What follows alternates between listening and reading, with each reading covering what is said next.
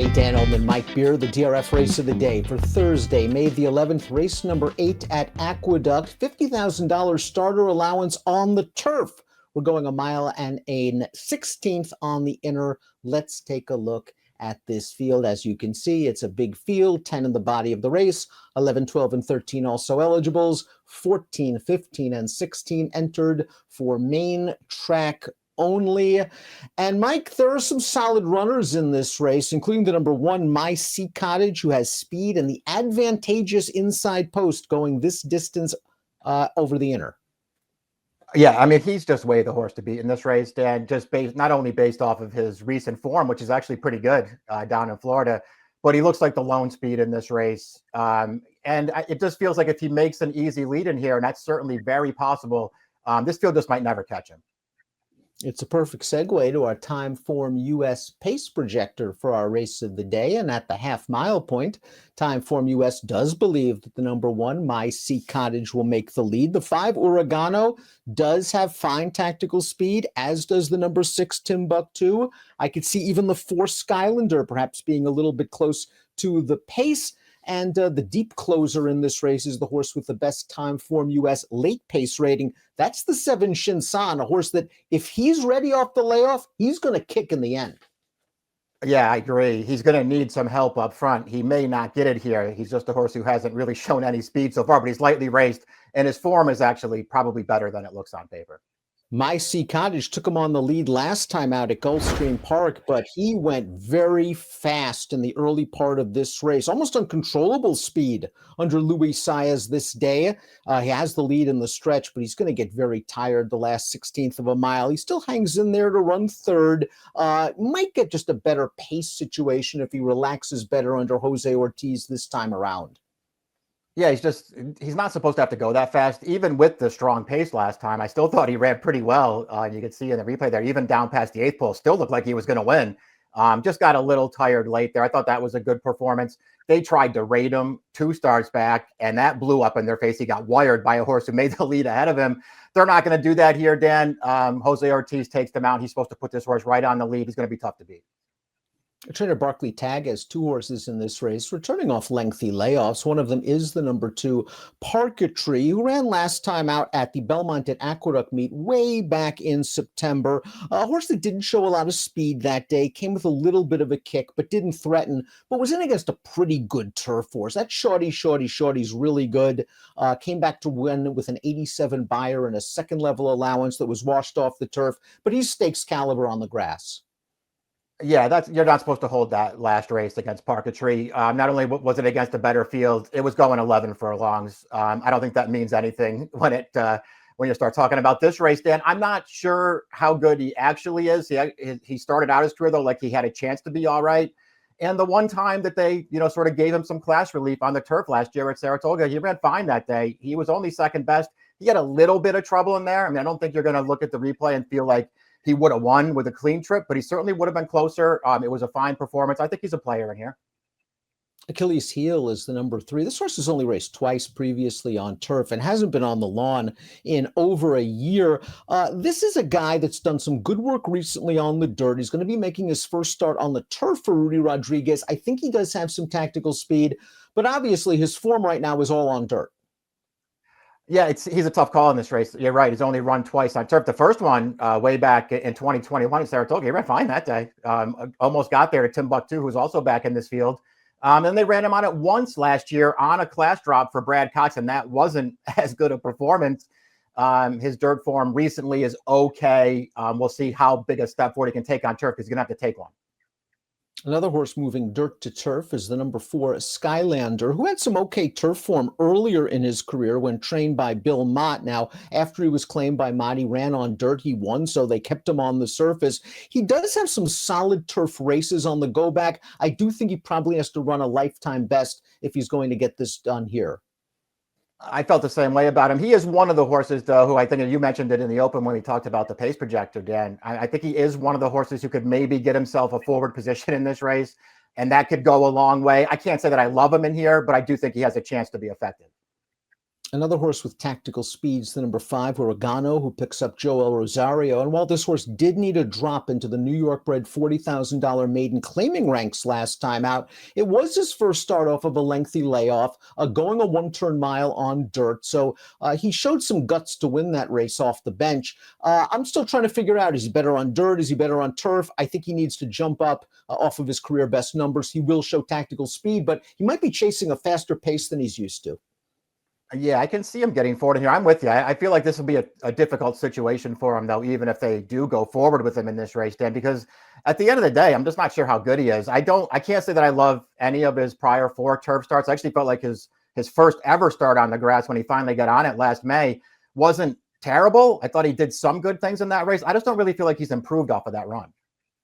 I guess it's like riding a bike for trainer Rick Dutrow, sent out a winner with his first starter off the long break, and he's got the 6 Timbuktu in here. And I think you can make an excuse for Timbuktu's last race at Aqueduct on the turf. It was a race that was won in gate-to-wire fashion. The pace wasn't very fast. He was probably just way up against it. Yeah, he was. They took a pretty good hold of him in that race. The winner, who was the favorite in there, went straight to the lead, did not go fast, and never gave that field a chance. He also earned a 93 buyer, which is just the kind of race that Timbuktu can't run, Dan. I would give him a pass for that one. His turf form, going back to last year, it's rock solid. He's not a horse who has to be taken back under a hold in this race. So he's not going to be on the lead, but doesn't have to be that far away. And I think if he runs his good race, he can be effective here. He's a contender.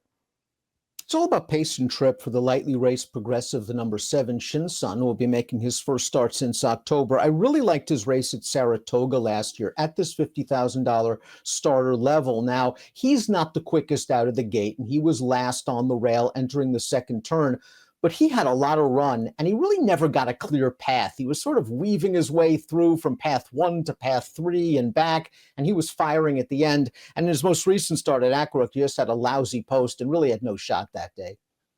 Yeah, I agree with everything you said about him, though, earlier on. His first 2 career starts were both pretty good last year, including the debut win from way back, big finish through the final furlong there.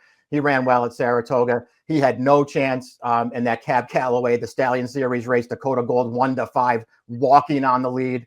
And this horse is last. And he ran fine last time. He really had no chance in that race. It was another pretty slow pace. And he just showed no speed at all. They weren't even really trying through the stretch. They just let him finish up on his own.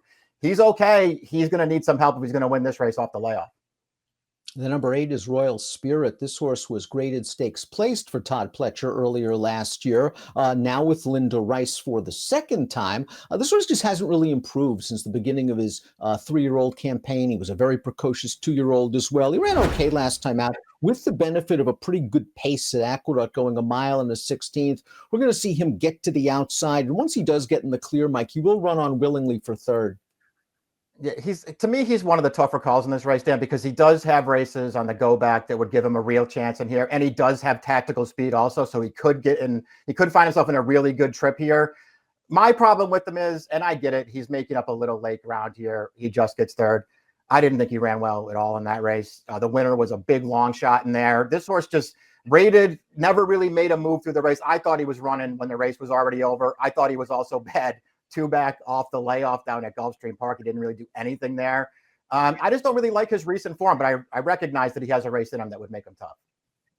Back up from Gulfstream for trainer Mark Henning is the number 9. That's Our Country, who was in a pretty tough starter optional claiming race last time out at Gulfstream Park. The winner of that race did come back to win with an 86 buyer speed figure and a $20,000 starter allowance. The third place horse came back to run third twice on the Tapeta in starter allowance competition with solid buyers of 87 and 88. Now, this horse doesn't have much early speed, doesn't have a very good outside post position. I thought he did some okay things last time out. He was sort of last on the rail, got to the outside, finished up belatedly. I would say that about each of his last 3 starts, Dan, since Hennig claimed him and got him back to turf at the end of last year or through the winter anyway. I think he ran fine in all of those races. His running style is a real detriment to his chances. He's just another horse who doesn't have any speed. He always leaves himself a lot to do in the stretch. Now, usually when Michael Maker trains a horse and switches distances, we expect a big stretch out in distance and big improvement. It was the opposite with the 10 Great Workout, who was claimed out of a one-turn mile race, cut all the way back to 3/4 of a mile on the grass, and just didn't fire his best shot against New York breds. Now he's getting an opportunity to stretch out. It's a tough outside post position. Not willing to give up on Maker just yet, but this horse does have to show improved form, especially on turf. Yeah, I mean, it kind of feels like the only thing to like about him is that Maker's in charge now, and maybe this will he'll wind up having the magic touch with this horse. He's run 4 times on turf. He hasn't run particularly well in any of those races. Of the 3 horses on the also eligible list, I think you can make a case for the 11, Urban Myth, and the 12, Mauritius. They both have solid figures. Urban Myth seems to have good tactical speed and seems to be well spotted coming up from Gulfstream Park. And Mauritius showed improvement in his first start on the turf. Yeah, I mean, I can see it. Certainly, if they get in, maybe they add a little something extra to this race, because it does feel like we have a horse down on the inside. It's going to be tough to beat in here, Dan. I had a tough time warming up to either one of these 2 horses, but we'll see what happens if they get in. Let's take a look at our top selections for Thursday's DRF race of the day. Mike, you're going to go with Timbuktu in here. He has got really good, I think, tactical speed in his last race. Just didn't set up for him. I think he can be a little bit more adaptable with Irad taking them out. Yeah, me too. I'm hoping he just falls into a better trip here. It's still not going to be easy for him, I don't think, Dan, to run down the 1 who's supposed to be on the lead in here. But this, I've always liked this horse. I think he's a little underrated. Our Country, the 9, does need a little bit of pace help. We talked about that. He doesn't have a lot of speed. It'll be interesting to see if the 1 shows that runoff speed once again, and maybe the fractions will be a little bit quicker if he does pull hard in the early stages. I do think he's well spotted here after running against some tough competition at Gulfstream. Price should be right. 6172 for Mike, 9128 for me. It's the Thursday DRF race of the day, the 8th at Belmont. Good luck.